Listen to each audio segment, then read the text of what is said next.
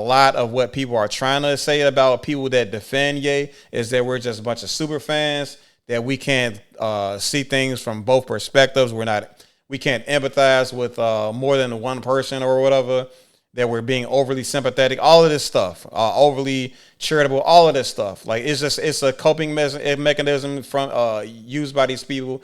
It is a shaming tactic. It is something they will use so they don't have to and properly and thoroughly and truthfully, honestly engage into this conversation.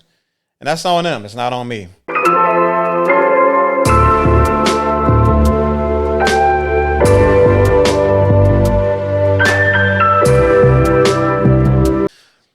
We talking about something that I've been wanting to talk about since I first created this YouTube channel.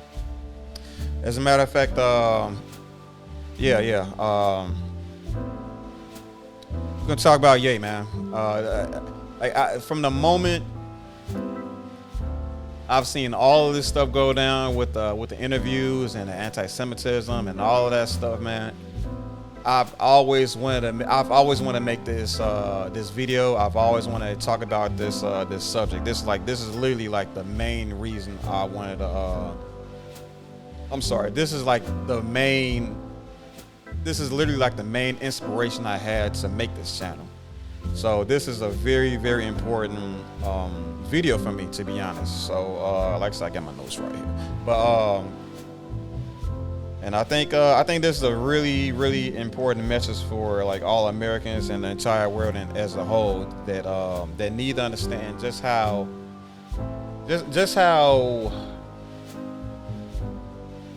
what the media does, bro. Like, if you're not following a specific path, if you're not talking about the things that folks want you to talk about, not gonna talk about who folks is. If you're not talking about what the we're gonna say the top 1%, right? If you're not talking about what the powers that be want you to talk about, then you're in trouble, right? It might not be. I don't know exactly who these people are. It might not be the top 1%. It might not be. But I will say there's some people pulling the strings, and this is a really good. And this was the one thing that woke me up to all of this stuff. This very conversation. This very situation rather. So appreciate everybody sticking with me, but this is definitely going to be quite a journey that we're going to go on, and if you can't stick with me, then like I said, just catch it on the restream or whatever, catch it on the replay. I don't mind whatsoever. But anyway, let's get this show on the road. I want to start things off by talking about my history with Ye. We all were introduced as Kanye West, right? So, what's all this?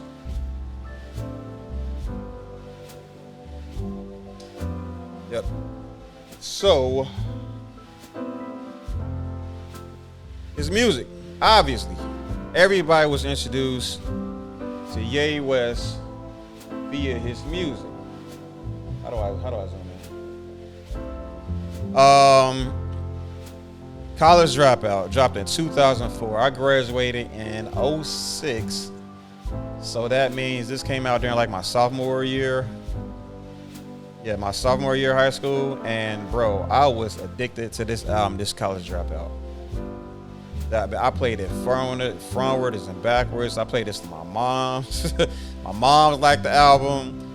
All my friends liked the album. I'm like, bro, this was right next to Kamikaze for me, right? This was like Common Sense, formerly known as, and like I said, Twister, man. Like these were like the dudes back when I was in high school, and with those albums they was dropping, man. And as it shows right here, everybody and their mama damn near love this album. You know what I'm saying? 5-star all music rating, 4.5 stars from the fans. You feel me? Like I said, this is the first album I learned frontwards and backwards. Truly a goated album. In my opinion, his best album.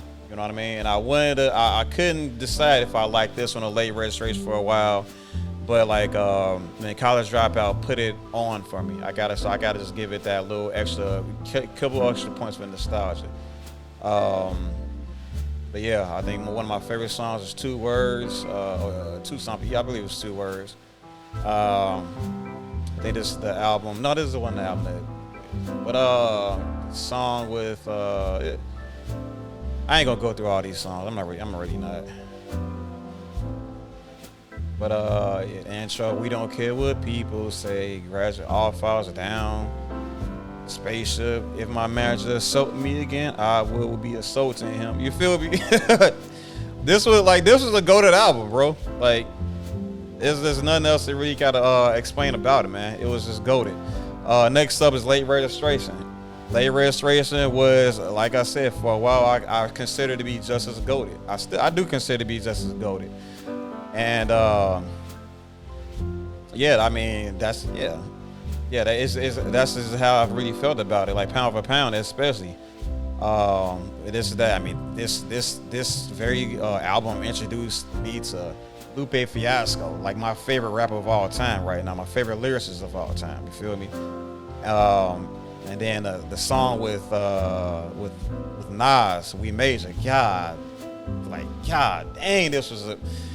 We major, come on, homie. We major. Man, that song stayed on my on repeat. The Diamonds and the Diamonds remix, bro. Like, I still gotta get back on this we major. Like Nas is like has always been my favorite rapper out of New York. Yeah, man. Then he came. We ain't gonna talk about Nas too much. But yeah, like I said, go to the album. Simple as that. I don't gotta talk too much about this too much. It's another goat album. And then Graduation. I didn't like Graduation that much. Graduation was like, all right. It was like, okay. But this is like when Ye started to go more mainstream, more commercial, and I just didn't like that. I like the Backpack Ye. But this is when I just started to not like him as much. But I got this first day, and I'm like, I played it. I'm like, I like it. And then I gave it like 2-3 more spins, and I didn't want to listen to it anymore. You know what I'm saying? I was a big fan of what's that dude's name? Jeezy, and then they gave me a song with Jeezy, but he didn't spit no bars on it. That kind of made me upset. Lil Wayne was on it. I never liked Lil Wayne. High Tech, I know. This is the good life. This is a good life living. Better than the life I live. Oh, Quincy Jones is on this? That's wild. I mean, it was okay. Flashing Lights. I mean, it was okay, but it wasn't as good as the first two albums. It just wasn't. And then, this pretty much why I dropped off, because, like I said, I kind of felt he was going too commercial, and I was too stuck on Backpack Kid. And I was right, because he made 808 and Heartbreaks. And 808 and Heartbreaks is a go-to album for many, right? That's why we got this. That's why I dropped these 4 stars, and not and it dropped off from the 4.5 stars. That was kind of consistent. And then we got 4 stars, which is still really good. Obviously, it's still really good. But these people are like, there's something missing. This ain't the Ye that I remember. And like I said, from what I've heard from 808s, I didn't hear the whole thing, because I'm like, what the hell am I listening to? I was in the car listening to this album with my homeboys, and it was like, and I was like, yo, what genre is this? And they say, bro, it's Kanye. And I was like, I wasn't rocking with it. You feel me? But so it was like, it was just a miss for me. But everybody else seemed to like it, which is whatever. But this is I didn't listen to. I listened to like 2 songs and I was through. My Beautiful Dark Twisted Fantasy. As you see, 5-star album, 4.5 star from the content creators here at allmusic.com.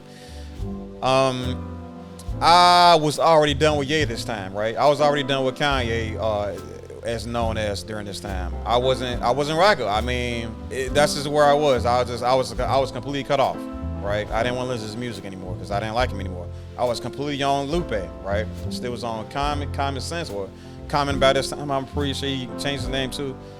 And it was And it was something I missed, right? It was something I missed. And then years passed. I want to say I get it had to be like year 2021 when I finally gave this album a spin, and I'm like, yo, this album's pretty damn good. You know, it was like it was just a collection of a whole bunch of songs that I've heard on the radio that I liked. I mean, I liked. Let me see what's on there. It was literally all singles. I think he made a single out of pretty much all of these songs. Dark Fantasy was decent. Gorgeous. Power was like that. Power was that jam. All of the lights. Monster was that jam. So Appalled. I forgot what this was. I don't think I remember what this was. Devil in the Dress. Runaway. Yeah. I mean, the Blame Game with the. I think that I feel like that was. It was the dude. What's that dude name? Was it Chris Rock on this Blame Game, or was this dude that sound? I don't know.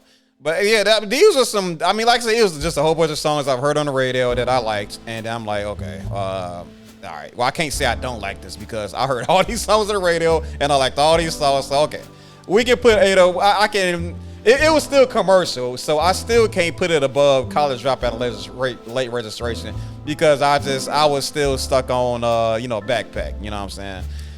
But like I said, so like that was like 20, that was like a couple years ago when I finally listened to this song. So then Watch the Throne, I never listened to Watch the Throne.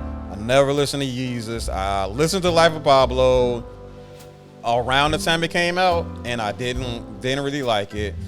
I don't even know. I never heard this album. Kids, Seagulls, don't know what that is. Jesus King, I believe this is when he started doing the Christian music.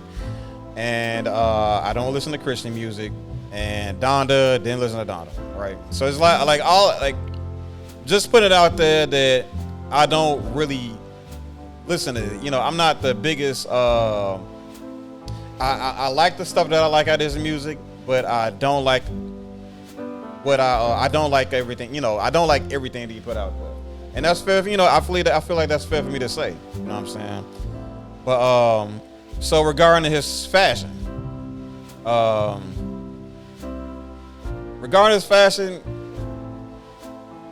don't like it.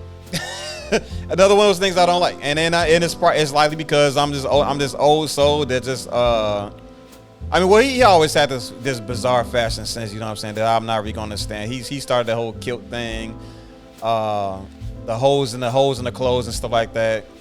And then there might have been some kind of symbolism in there. I know he had he started putting Confederate flags on his apparel and stuff like that, trying to reclaim the symbol of the Confederacy, try to put his own brand on it and stuff. And it's like I wouldn't rock it with that stuff either. You know what I'm saying? And that's just what it was.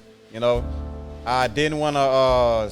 I don't want to lie to anybody here to say that I was like I loved everything that Ye did. Like that's just literally just wasn't me. The shoes and stuff like that, Balenciaga shoes. I never bought a single Yeezy shoe. You know what I'm saying? But at the same time, I don't buy shoes in general. I just buy like a bunch of Nikes that I like, and I wish I could stop buying Nikes because I don't like it because of what they did with the Kyrie Irving. But even that aside, like I try to switch to Converse. I try to switch to Chuck Taylors. You know what I'm saying? But apparently Converse is owned by Nike also. I'm like, bro, I got nothing left.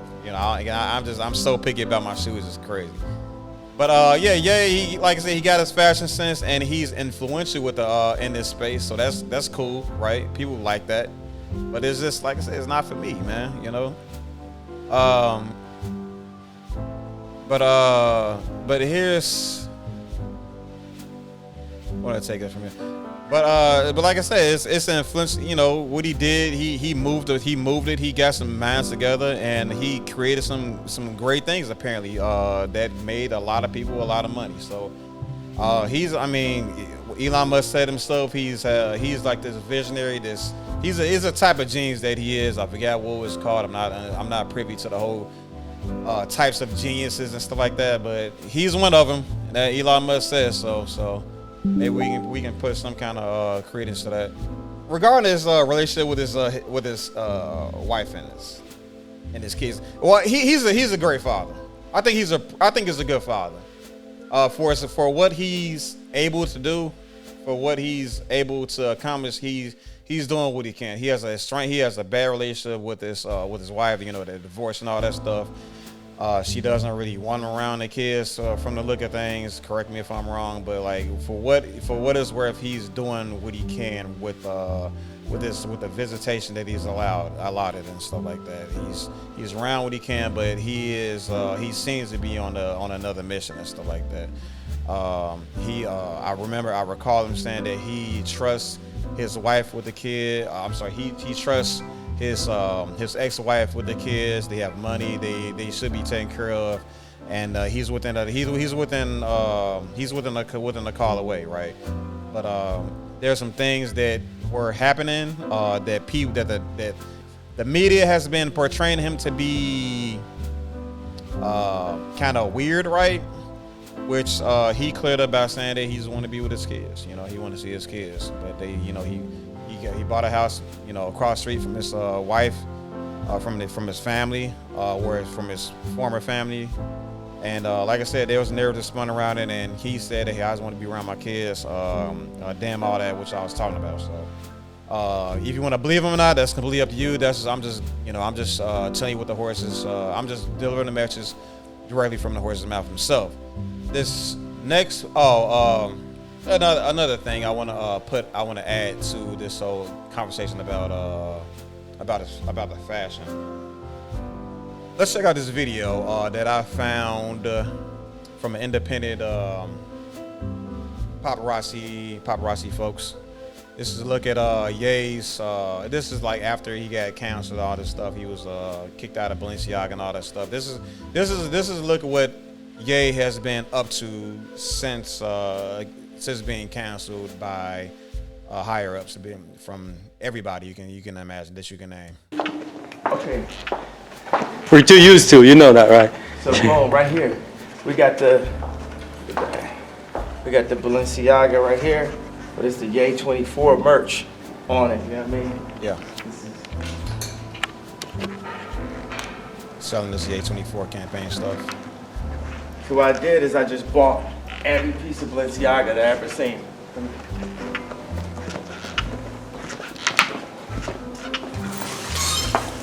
And you start writing the Ye 24 on everything.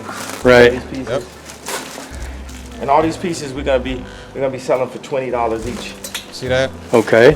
See that? Just make sure that the people, get the best thing available. Right. So that's what I'm talking about. This is what he feels about fashion. He loves fashion so much. He invested in himself, throws his own label on it, and then resells it to the public. You know what I'm saying? That's like, it's like everybody's Balenciaga's happy, he's happy, and the people are happy. People get the best of the best from Balenciaga himself, and Ye is the one that foots the bill for the most part. Sells it for $20, and that's this is how much he loves. This is a testament to how much he loves fashion, how much he loves the people. You know what I'm saying? This is something he's doing for the people, because he believes the people deserves the best. Now, regarding his the situation with Pete Davidson, there's some things that I believe a lot of people don't understand about Pete Davidson that Ye had to clear up, that Ye had to express himself, right? A lot of people, albeit there's been a lot of outbursts that I can't really vouch for, that I can't really defend per se, about the comments that he said about Pete Davidson can be kind of alarming and stuff. I don't really know what the I'm not gonna be here to defend the things that he are outwardly wrong about, and I will address some of those things also additionally. But I do want to point out that it is important that we understand Pete Davidson is not this perfect person that some people would like to make him out to seem like, right? And I want to talk about some of those things here, and no shade, no big shade on Pete Davidson. I know he's doing the best he can. He's not perfect, but I'm just saying, let's go over what I kind of discovered about Pete Davidson, and then we'll better understand just why Ye was kind of worried about his involvement, Pete Davidson's involvement with his not former families, his ex-wife's life and his kids' life, right? So here we are. We're on I want to say Asheville. I don't know what is this. AshevilleCenter.com. They talk about Pete Davidson's problem struggles through mental health and addiction and stuff like this. Let's take a listen to what they got to say about this. Mental health and addiction have been linked together on multiple occasions, as having a mental health disorder is one of the risk factors for developing an addiction. When someone has a mental health disorder, whether diagnosed or undiagnosed, they may have trouble coping in a healthy way. This may be because they haven't learned the skills or are using to coping unhealthily. Some turn to drugs or alcohol as a way to cope with their struggles instead of seeking proper treatment. This can quickly and easily turn into an addiction that only causes more problems in the long run. Right? There's a very big reason why they're prefacing this Pete Davidson article this way. So peep game. Many treatment facilities treat mental health before treating addiction, as it's often the root cause. Getting to the bottom of the cause of addiction can help make recovering from addiction much easier, as patients will learn a healthy coping mechanisms, trigger avoidance, and so much more.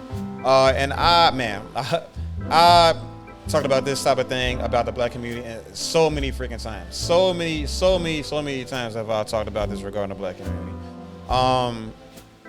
So many people want to treat black culture by a way of giving them a band-aid to a bullet wound, right?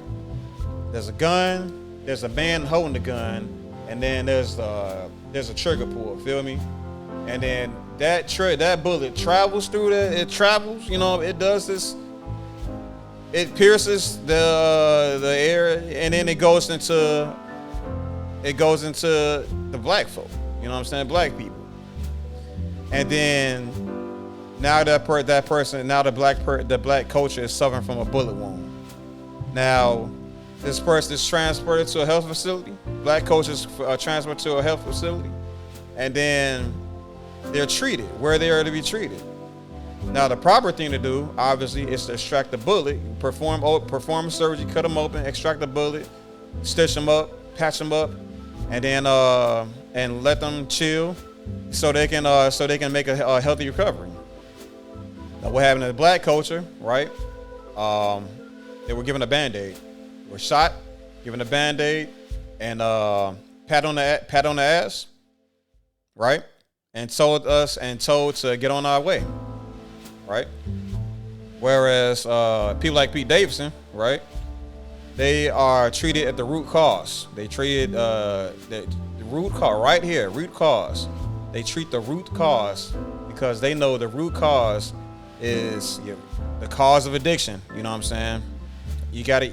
It's not. It's about rebuilding that. It's about rebuilding that foundation. If you're built on a rocky foundation, you have to fix the foundation before you continue building or constructing what you're trying to build.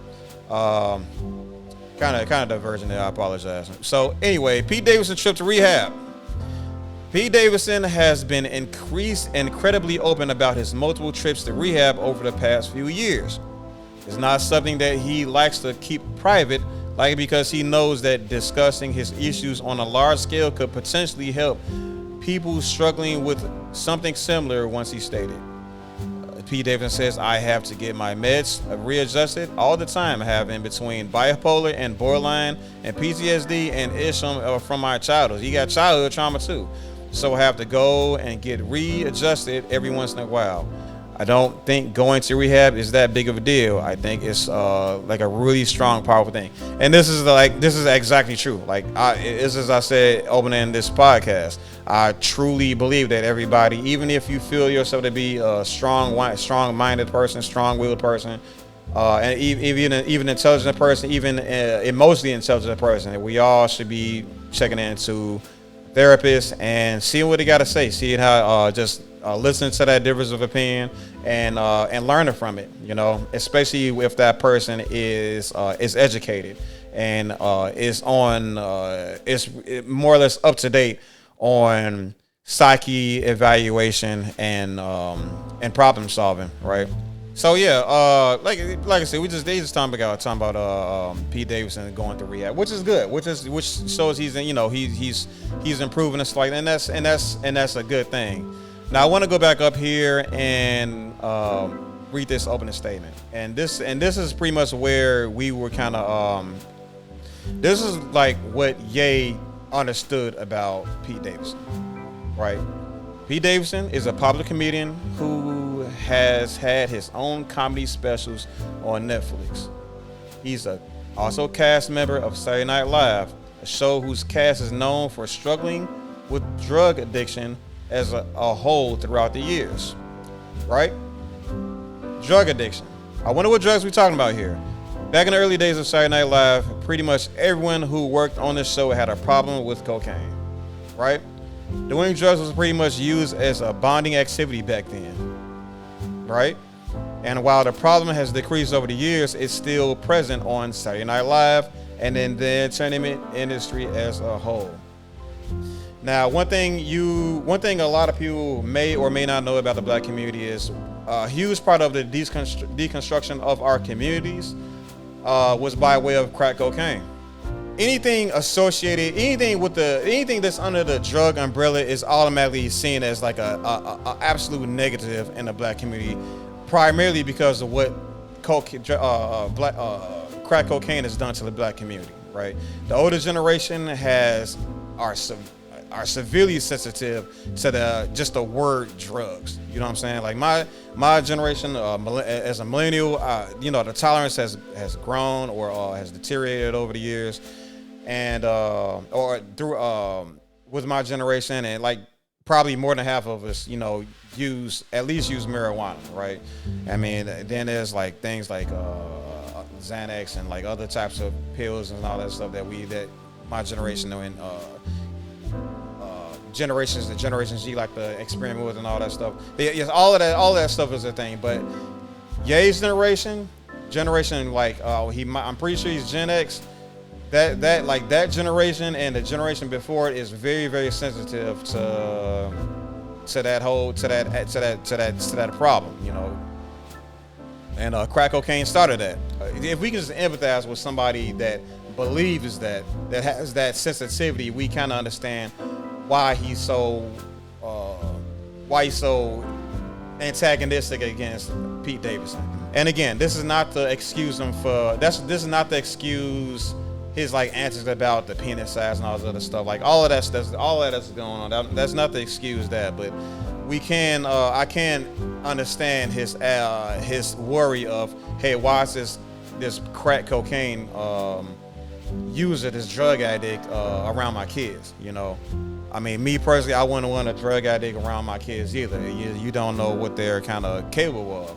And again, I do give Pete Davidson some credit for seeking rehab, seeking help and all that stuff. So I'll give him that, right?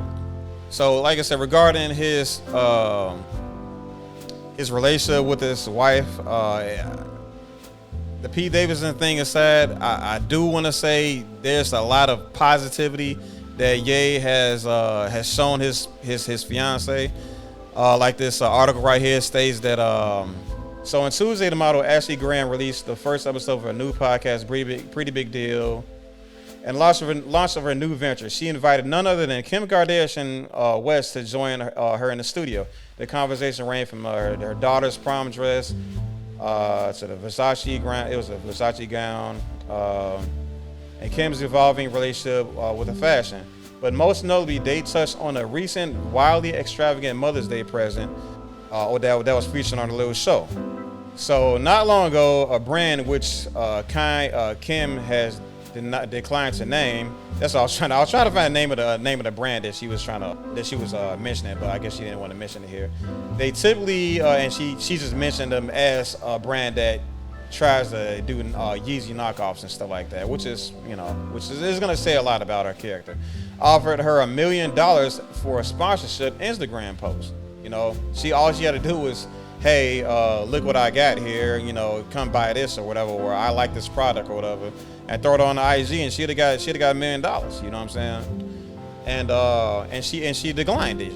You know, she consulted her husband, who asked that, like I said, she declined the offer.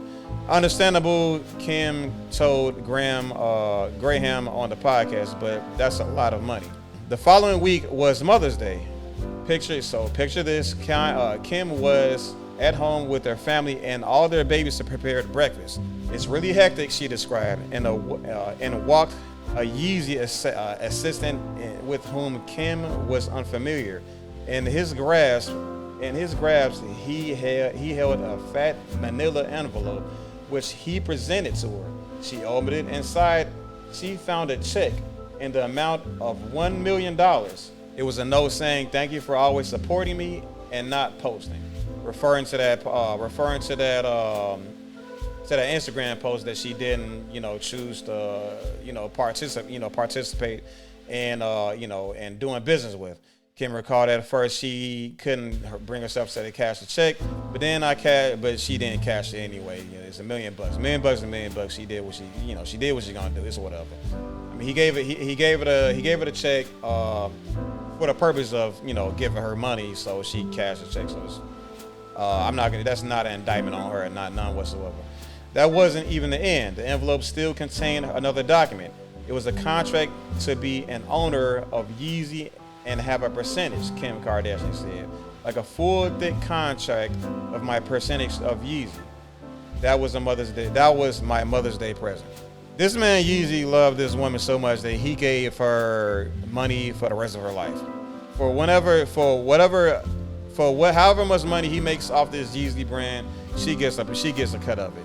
For him to literally give her a piece of his blood, sweat, and tears, his soul, says a lot about his loyalty, his affection, his admiration for his wife. In spite of all of the negativity and negative things that we've learned about Ye already, this is something that is very important for us to conceptualize, to bring forth. You know what I'm saying? And again, this is not in defense of things that the negative things that he has done. You know what I'm saying? It is still important to understand these things, just so we have a better balanced understanding of Ye's relationship with his family. It's not perfect, but there's some good there, as with all relationships. You know what I'm saying? Just in closing for this part, I'm just trying to set the precedence that I'm not a biased person in this overall look at the whole Kanye West situation, or now currently known as Ye. You know what I mean? And I think that's an important thing to establish going into this conversation, because a lot of what people are trying to say about people that defend Ye is that we're just a bunch of super fans, that we can't see things from both perspectives. We can't empathize with more than one person or whatever, that we're being overly sympathetic, all of this stuff, overly charitable, all of this stuff. Like, it's a coping mechanism used by these people. It is a shaming tactic. It is something they will use so they don't have to properly and thoroughly and truthfully, honestly engage into this conversation. And that's on them. It's not on me.